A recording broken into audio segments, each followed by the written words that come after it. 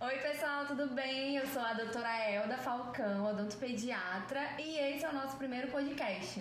Então eu resolvi chamar duas pessoas que eu admiro muito, são profissionais incríveis, e agora eu vou apresentar para vocês. É a doutora Tiaise, osteopata, a doutora Beatriz, fonoaudióloga. Gente, muito obrigada por vocês terem aceito esse convite. Tô muito feliz por vocês estarem aqui pra, falar o que a gente fala todo dia sobre bebês, criança, língua, assimetria craniana, fonoaudiologia, queridos. Então, quero agradecer muito, tá? E eu quero que vocês se sintam à vontade aqui pra responder as perguntas, falar o que vocês querem falar a respeito da profissão de vocês, das dificuldades que a gente enfrenta todos os dias para atender nossos pacientes, tá bom? Muito bem. Muito obrigada pelo convite, primeiramente, doutora Elda. Então, meu nome é Tiaise, sou osteopata, trabalho com osteopatia pediátrica específico. E é um prazer muito grande estar aqui compartilhando um pouquinho com vocês, porque a gente já compartilha no dia a dia. É verdade. Né? A gente tem, esse feedback toda vez, essa troca, e eu acho muito importante. Eu acho, é necessário, né? É necessário pro ganho do nosso paciente. É verdade. Ai, gente. E tu, Bia? Para os íntimos. Eu sou Beatriz, sou fonoaudióloga, especialista em bebês. Muito importante falar. Especialista em motricidade orofacial, especializando em neopediátrica. E hoje a minha atuação é somente com bebês e pediatria, até 12 anos. Certíssimo. Então, gente, queria começar o nosso bate-papo falando sobre algo que tá muito acontecendo, né? Que são os freios orais, particularmente o freio lingual, que a gente sabe que traz muitas consequências ruins pro bebê, tanto na respiração, amamentação, na fala, desvios posturais, né? Até tem algumas coisas ligadas à assimetria craniana, né? A Tiaise vai poder falar sobre isso também depois. Então eu queria saber primeiro de você, Tiaise, e depois da Bia, ou quem quiser falar primeiro, sobre a pergunta que eu sempre ouço por aí. O freio, ele solta sozinho?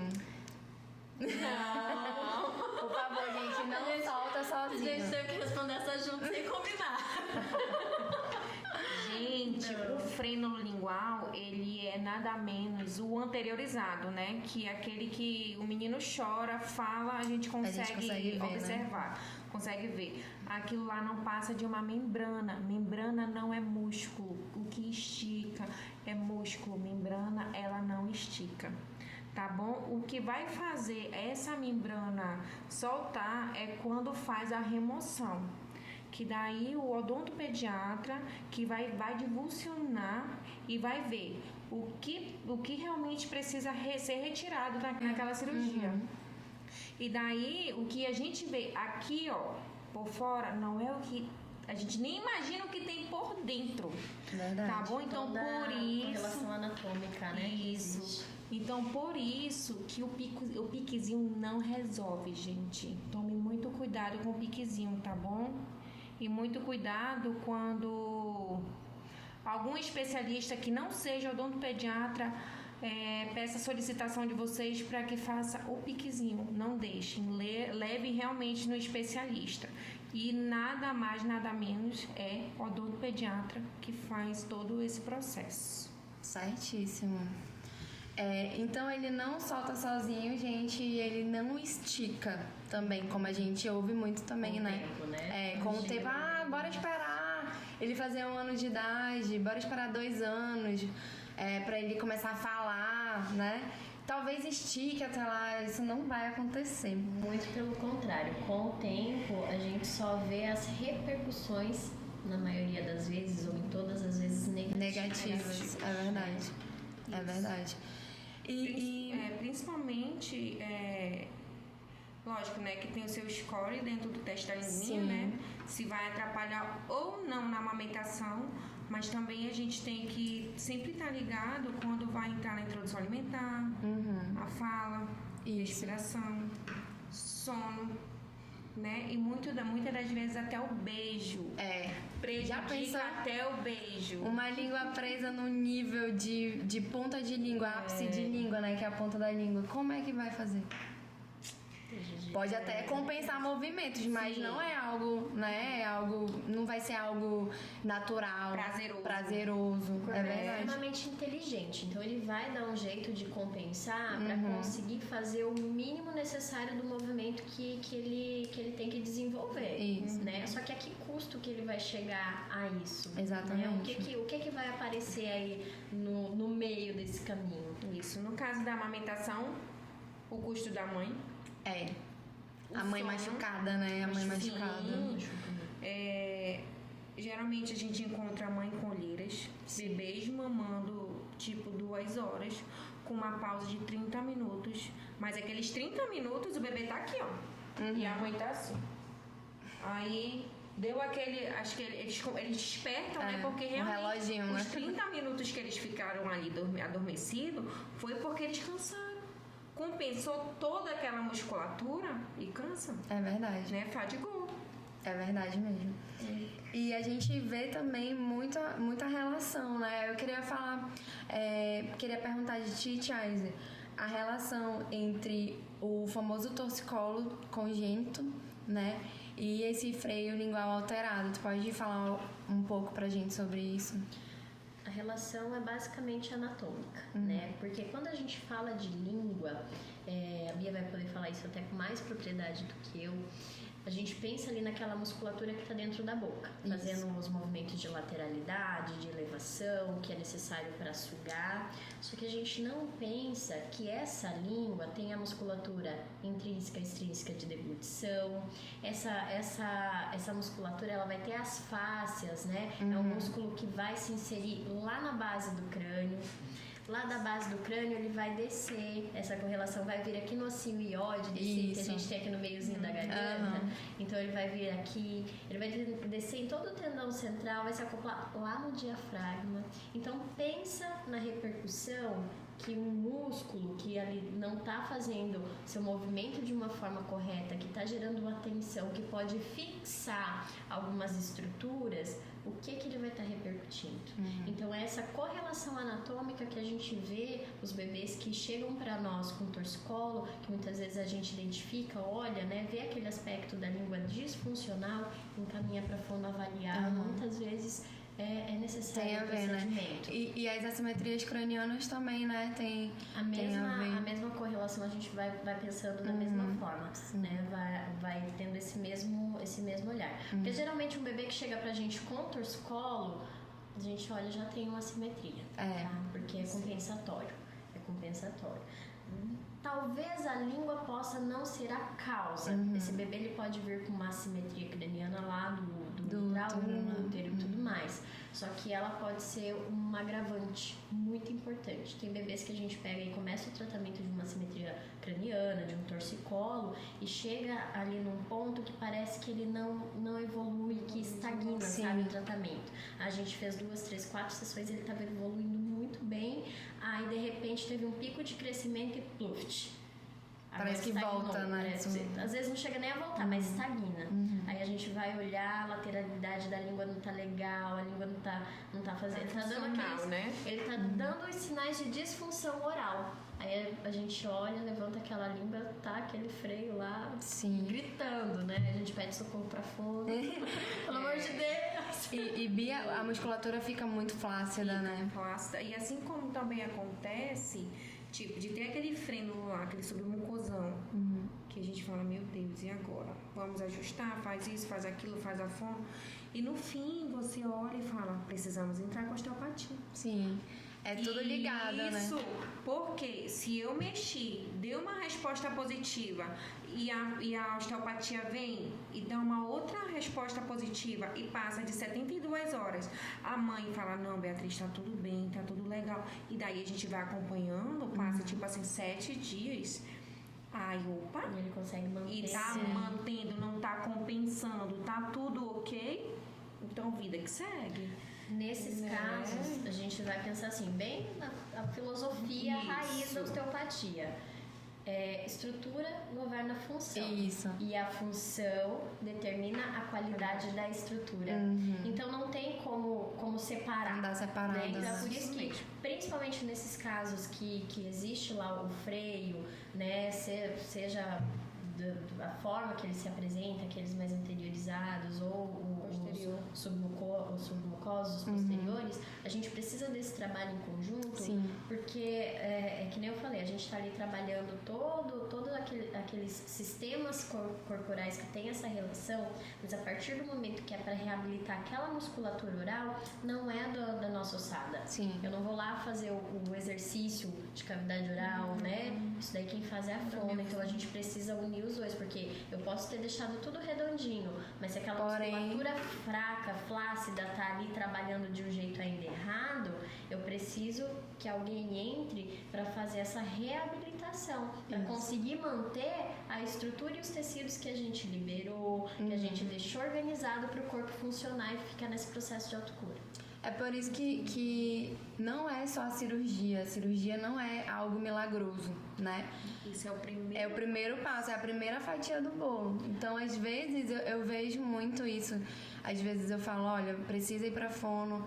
Aí, claro, né, é uma questão de informação. A gente tá aqui pra informar, pra encaminhar, né, pra profissionais habilitados pra isso, né? orientar. E às vezes as pessoas acham que fono é só para pessoas que falam. Mas para bebê ele nem fala. Então, Bia, tu pode falar um pouco assim sobre isso, só para desmistificar, né, essa crença que a gente tem que fono é só para quem fala. Então vamos lá. O bebê tá lá no útero. O bebê. Repara no bebê, gente. O bebezinho tá lá no útero. Tá se formando e o frênulo lingual tá lá. Não fez a apoptose. Isso. E Exatamente. daí o bebê nasceu. Foi mamar. Bia, só um pouquinho, deixa eu te interromper. Tava tão legal. Que a dúvida minha vai ser a dúvida de quem tá ouvindo a gente. O que é essa apoptose que você falou? Não teve a morte celular. É a morte celular que não teve a formação. Porque o bebê ele já tem lá o freio. Entendeu? Boa. Que a gente fala que a gente tá acostumado a falar termos e às vezes a gente não se liga no que a gente tá falando. Mas a apoptose é a morte celular e acontece na 7ª semana de vida intrauterina e quando não ocorre o freio fica alterado. Igual tem bebês, né, que nascem com a mãozinha preta. Né, precisa fazer a cirurgia. Então, esse bebê, ele tá com o padrão de língua daquele jeito, né? Um padrão de língua rebaixado, musculatura hipofuncionante. O bebê nasceu, tá? Com o frênulo lingual alterado. E o bebê, ele precisa exercer a função. Qual é a função? A sucção. O bebê, ele precisa se organizar. Ele precisa entender que ele precisa sugar, deglutir e respirar. Por isso que o bebê ele suga, engole e pausa para respirar. E aí na maternidade, a gente vai fazer o exame, né, o teste da linguinha, para ver como é que tá essa função. Muitas das vezes o bebê tá com freno lá, mas ele não tá impactando a amamentação naquele momento. Né? Então, por isso que a gente pede para reavaliar depois da apojadura. Por quê? Porque é onde esse bebê já mamou, já exerceu essa função e daí ele vai começar a dar os impactos. Tem bebês que não dá impacto. Tem bebês que a gente vai conseguir não, eles vão começar a compensar a musculatura e vai nos mostrar essa compensação a partir de 30 dias de vida. Ou até mais. Até mais. Né? Dependendo dos casos dos bebês que conseguem ali fazer essas compensações que a gente falou, né? O corpo vai tentando se equilibrar. Sim. Então, às vezes é um bebê que é bem estimulado, então ele vai conseguindo manter ali alguns padrões, né? Não aparecem assimetrias, não aparece torcicolo, mas começa a vir os picos de crescimento e a gente vai e aí começa a ficar tudo confuso, que alguma coisa né? não tá ficando legal. E também a gente leva em consideração a mama, o tecido, estrutura, bico, né? Tudo isso a gente leva em consideração. Então, chega um determinado momento da vida que esse freio não vai impactar. Não tem pra onde correr. Tipo, eu sou prova viva. É verdade, a Bia tem língua presa. Eu tenho língua presa. Já falei pra ela que tem um laser bem ali que a gente pode resolver. Então, ó, eu usei aparelho por 15 anos. Toda vez que eu tirava, voltava de novo. E daí ninguém sabia. Ninguém sabia, só colocava um feixe de cada lado, enfim. Uma hora da minha vida impactou. Eu mamei até os 2 meses. Mas eu literalmente fiz um horror no peito da minha mãe. Sim, com certeza. Né? Então, o que a gente tem que, assim, frisar? É que tem que acompanhar. E o profissional tem que estar habilitado a observar esse freno e saber o horário, quando ele vai impactar a vida desse bebê. Quando vai intervir, né? O momento da intervenção. E a importância da fonoterapia é que esse bebê gerou essa língua aqui embaixo. Ele sugou, nasceu, sugou, alterou. Só que foi feito a remoção desse freno e a língua ficou como?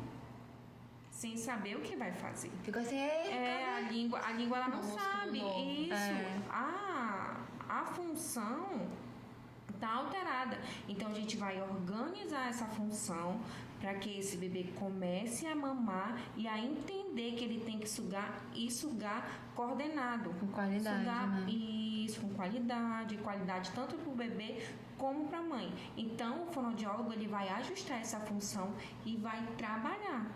Hoje a gente tem vários recursos que vão ajudar. Temos a bandagem, temos o laser, temos os aparelhos para relaxamento muscular. Então,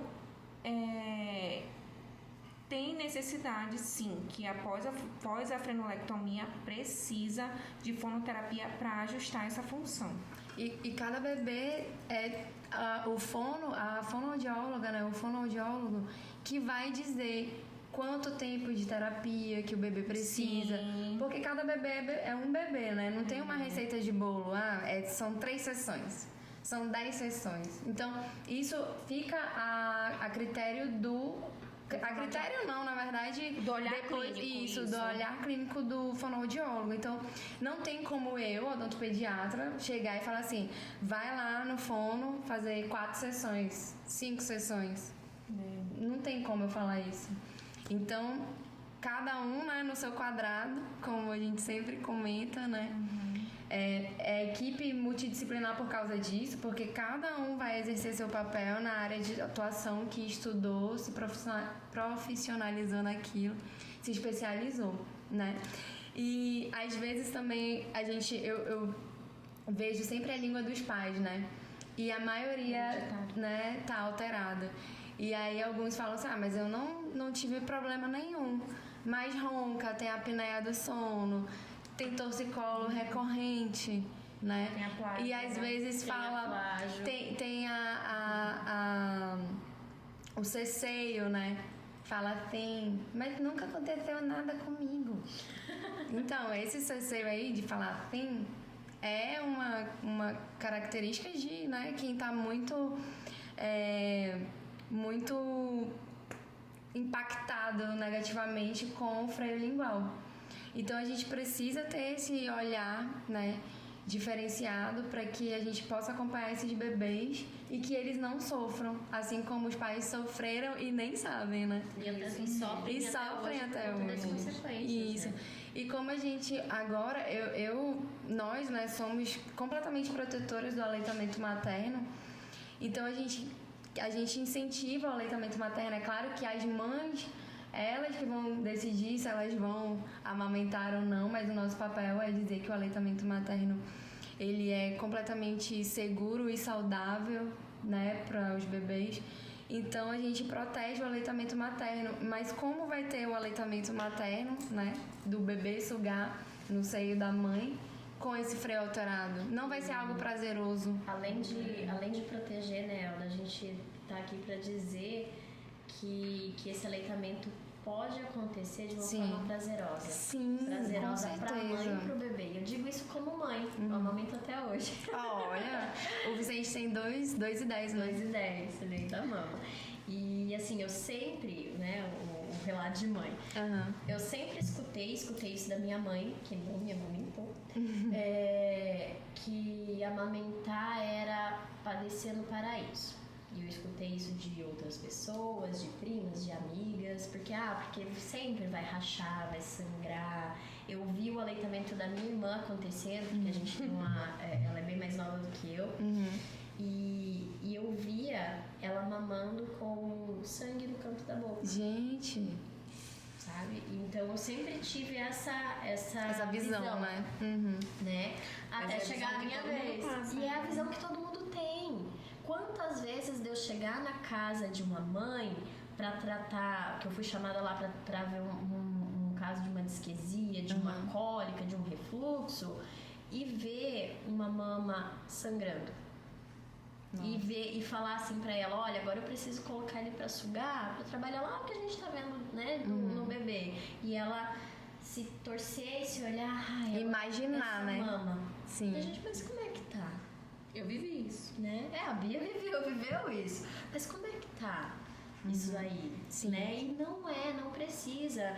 E não é romantizar. Sim. Porque é difícil, mesmo tudo se encaixando, não doendo, é muito difícil, porque é uma doação muito grande. Isso, e amamentar é aquela, né, que nunca amamentou.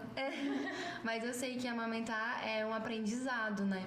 Porque às vezes isso a pessoa acha que é algo instintivo, mas na verdade não é, isso é construído, como a Chais falou. É treinado e aprendido. O instinto, toda a parte hormonal que é necessário, né? Pra produzir o leite, pro bebê mamar. Só que se a mecânica não estiver correta, isso não vai acontecer. É verdade. E na maioria, quase 100% das vezes, nós, como mãe, nasce a mãe e nasce a culpa, né? Isso daí é super verdade. A gente vê ali aquela amamentação não rolando, não fluindo, eu com muita dor, alguma coisa assim, a primeira coisa que pensa, minha mama tem alguma coisa. Eu não tenho leite suficiente. Não tô produzindo, não tenho leite, o bebê tá ali mamando, dorme e acorda. Leite fraco. Leite é fraco. Sim. Não é, gente, na maioria dos casos, a gente vai olhar, é a mecânica do bebê que tá alterado. É verdade. Tá? Então, se a gente não trabalhar esse processo, se a gente não for lá, não regular esse bebê, o bebê não nasce pronto para mamar. Ele tem o instinto, ele tem tudo, ele tem os reflexos. Sim. Isso sim tá pronto. Mas se aconteceu alguma coisa ali na formação, o posicionamento que ele tava intraútero, a formação da linguinha, se aconteceu ou não lá, a quebra das células para essa língua, né? Ele já começou a deglutir errado lá dentro da barriga. Sim.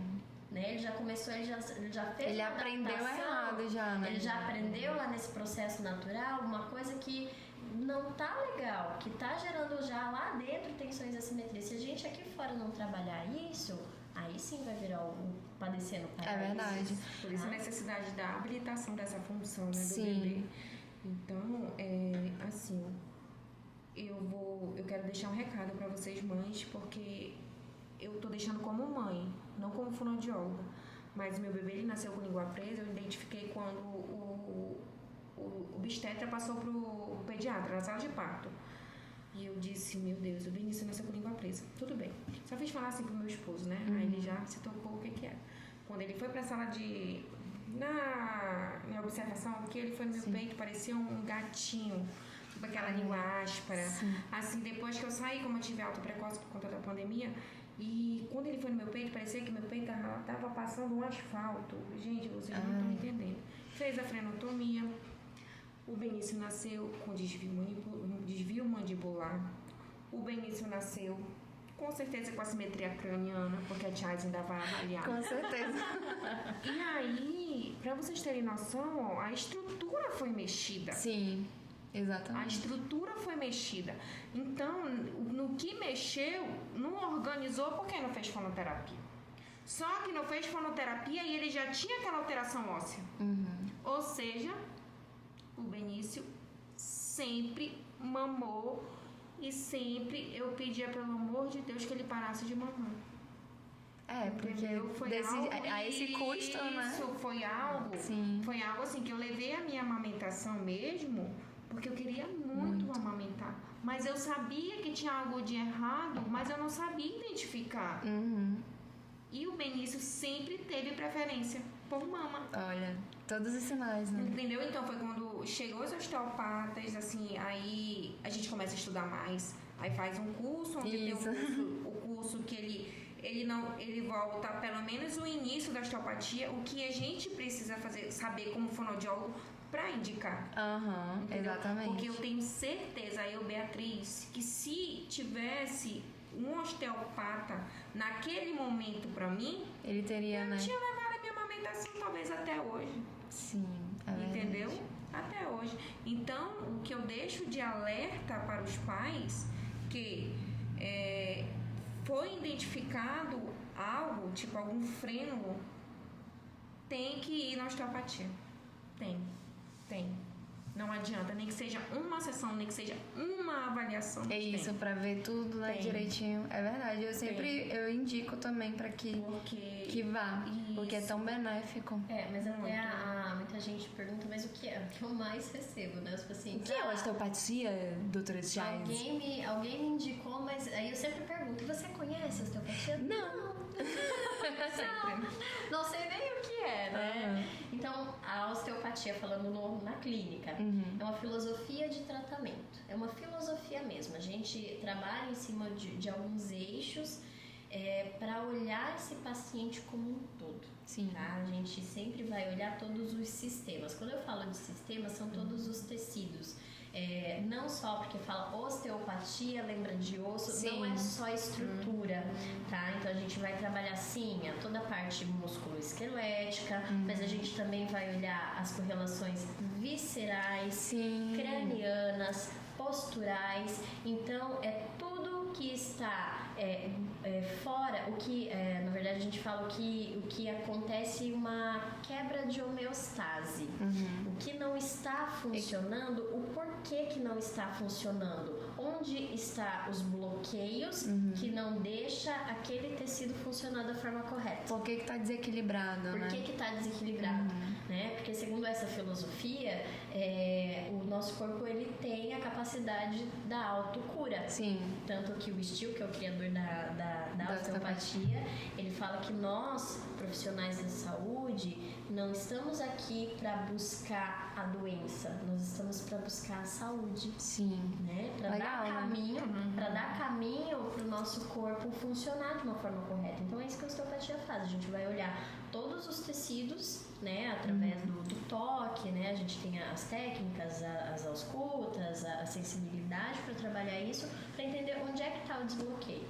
A partir desse momento aí a gente vai usar das técnicas para quê? Para desbloquear, para deixar aquele organismo funcionando, para dar os estímulos, para ele aprender a fazer aquele movimento, para ele ficar livre, para aí ele entrar no que a gente chama desse processo de autocura e voltar a funcionar de uma forma correta e ficar livre dos sintomas. Certo. É como se a gente chegasse numa avenida com um trânsito bem bagunçado, a gente fosse lá e organizasse esse trânsito, agora eu fico aqui de ladinho e deixo o trânsito fluir.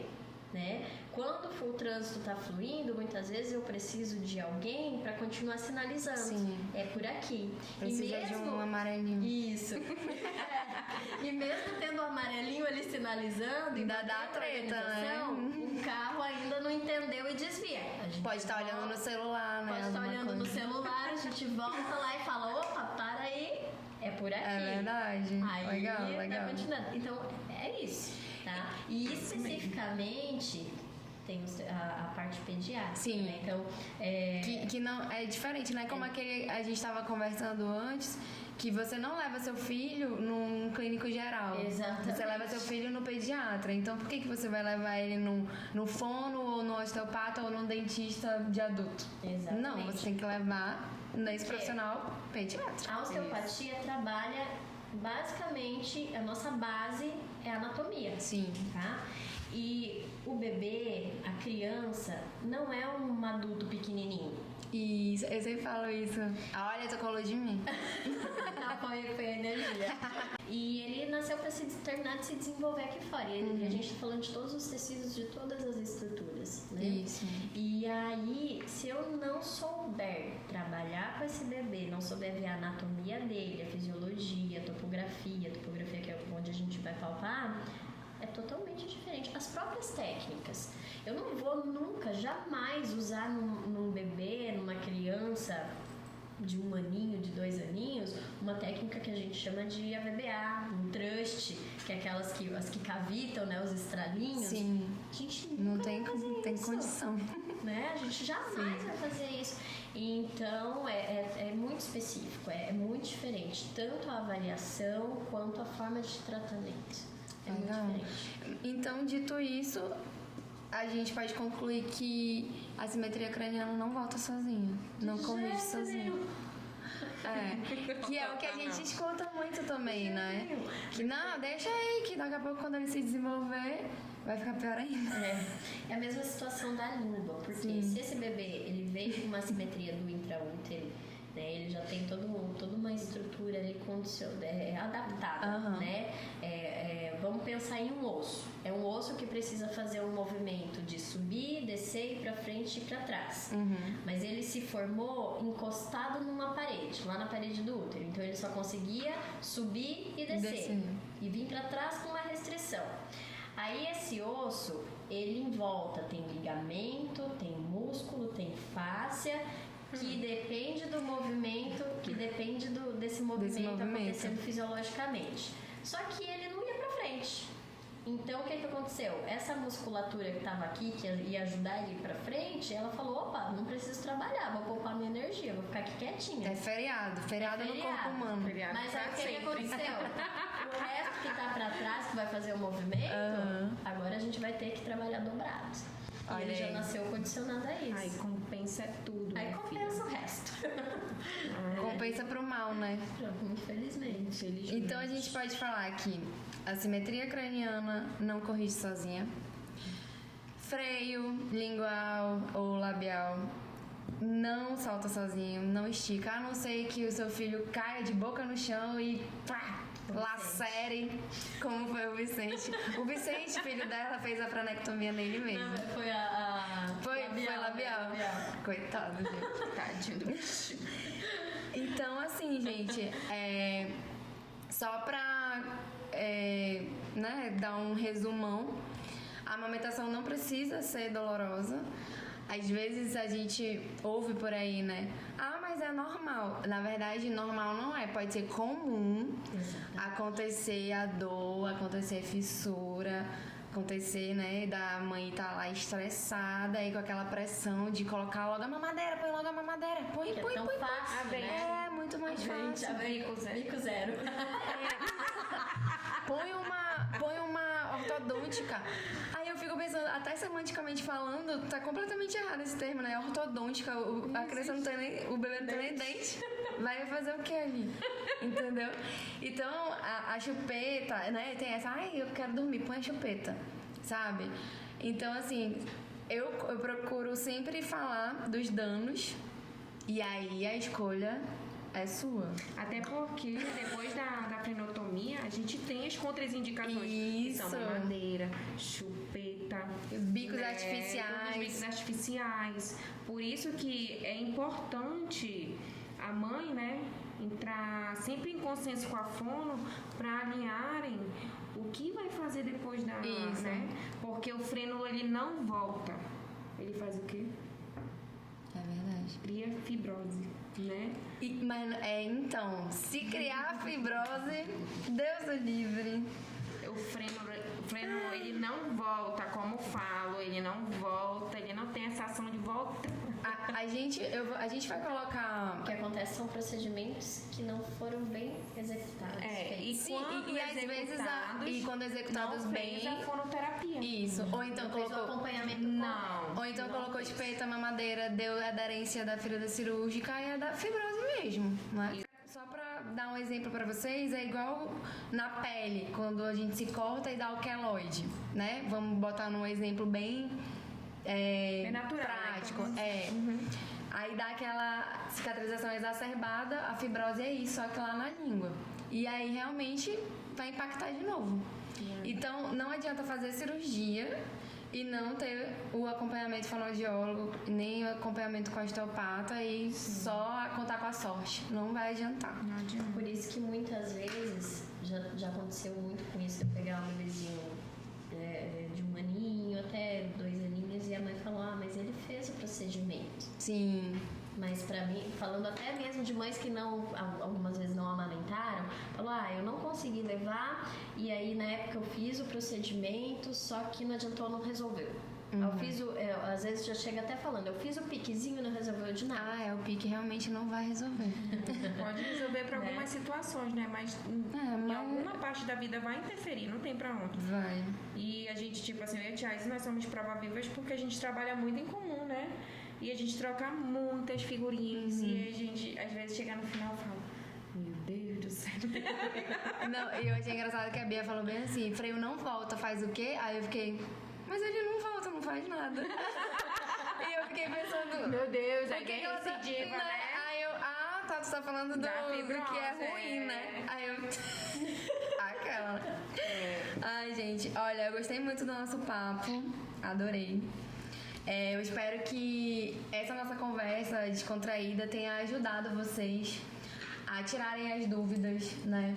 Quanto à amamentação, quanto a freio lingual, quanto à osteopatia, o que é afinal essa famosa osteopatia, a importância de uma fonoaudióloga bem capacitada para atendimento de RN, né? Que é bem diferente, né, Bia? Muito, até a manipulação. Isso. Esse acompanhamento pré e pós-operatório é muito, muito, muito importante. Então, pode ser que você esteja aí na sua casa e esteja pensando, cara, isso aconteceu comigo, né? Realmente agora não tem muito o que fazer, né? Se aconteceu já há muito tempo e você ficou pensando assim, poxa, eu não tive essa informação antes. Mas você pode levar essa informação para outras pessoas. Você com certeza deve conhecer alguém que ou tá, né, uma mulher que tá gestante ou uma mulher recém-parida, né, que a gente fala, ou um vizinho que tá com dificuldade, né, o vizinho tá com dificuldade na amamentação do filho. Então, assim, o vizinho, no caso, é o vizinho, né, os pais, tá, gente? Mas ressaltando que pode trazer com você para uma avaliação. Sim, né? pode. O odontopediatra da sua confiança, né? Então. A osteopatia tá aqui pra ver e ver os desequilíbrios mesmo do pós, né? Exato. Poxa, pra avaliar a função. Já passou tanto tempo, né? Sim. A gente passou por todas essas dificuldades. E como é que tá teu filho hoje? De 1 aninho, de 2? Exatamente. Até porque a gente passou por 2 anos de pandemia, né? Pois Exatamente. Muitas crianças ficaram em casa, muitas famílias ficaram completamente isoladas, né? Então teve esse impacto também muito grande. Hoje, a incidência de bebês com torcicolo É muito grande, né? e chegando pra mim com mais de 1 ano, Gente. é muito grande. Aí o trabalho, assim, vai acontecer? Vai. Só que o trabalho vai ser muito mais longo, Sim. com absoluta certeza. Vai abranger toda uma equipe. Um pouco mais com dificuldade também, né? Então, assim, tem como a gente trabalhar, sim. Só que é muito mais exaustivo. Sim. A gente chegar no resultado que podia ser bem mais precoce. Que a gente estava conversando naquela hora, né? É verdade. Então, gente, queria agradecer realmente, agora de verdade. Agradecer a presença de você, Thiago, e de você, Bia. Gostei muito da nossa conversa. Espero que esse podcast seja o primeiro de muitos. Com certeza, quero que vocês voltem aqui trazendo mais informações de qualidade, mais novidades, tá bom, gente? Então, pessoal, se você gostou desse conteúdo, curta e compartilhe. Se você também quiser me seguir nas redes sociais, clique no QR Code e até o próximo vídeo.